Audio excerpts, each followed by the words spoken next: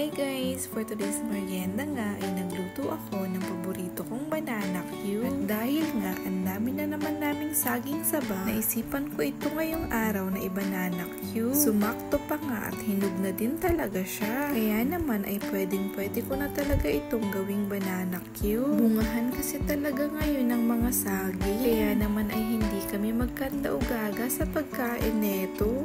Kami na lang talaga ang magsasawa. Eto nga't alas 2 pa lang ng hapon ay sinimulan ko ng lutuin ito. Dahil nga medyo marami-rami din itong lulutuin ko. Okay lang din naman kahit na sumobra ito sa amin. Dahil pwede din naman namin gawin itong almusal kinabukasan. Kaya naman ay hindi talaga ito masasaya. Kung nagtataka naman kayo kung saan nanggagaling ang mga saging saba namin, napanood nyo yung mga nakaraan kong vlog, alam nyo kung saan galing ito. At sa mga hindi pa nakakaalam, syempre sasabihin ko pa din. Galing nga pala ito doon sa farm namin. Si Papa ang nangunguha at nagdadala nitong mga saging dito sa amin. Buti na lang talaga ay hindi siya nagsasabay-sabay sa paghinom. Mga 2 o 3 beses nga pala sa isang linggo nagdadala ng saging dito si Papa. At kapag nagkataon din naman na medyo napadami-dami yung dala niyang saging, ay pinapamigay na lang namin ito sa mga kapitbahay namin para hindi rin masayang at mapakinabangan din ng iba. Kahit ano na nga ang naiisipan namin gawing dito sa saging. Noong nakaraan kasi ay gumawa din kami ng pancake na gawa sa saging. Hindi ko nga lang naipakita sa inyo dahil tulog ako ng mga oras na yun. At pinsan ko din kasi ang gumawa nun.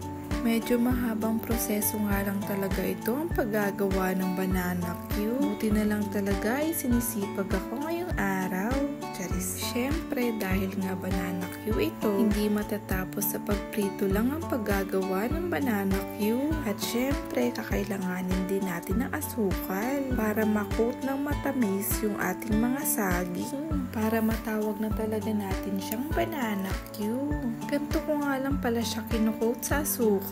At kung napapansin nyo naman, hindi ganun karami ang asukal yung nilalagay ko. Iwas-iwas din tayo ng kaunti sa sugar. As long as may kaunting sugar din naman sa saging natin ay okay na yun. Dahil sure pa rin naman ako na banana Q ang kalalabasan neto. At eto na nga siya, makalipas ang ilang dekada. Siguradong makakadalawang stick na naman ako neto. O siya, tama ng daldal. Natakam ko na naman baka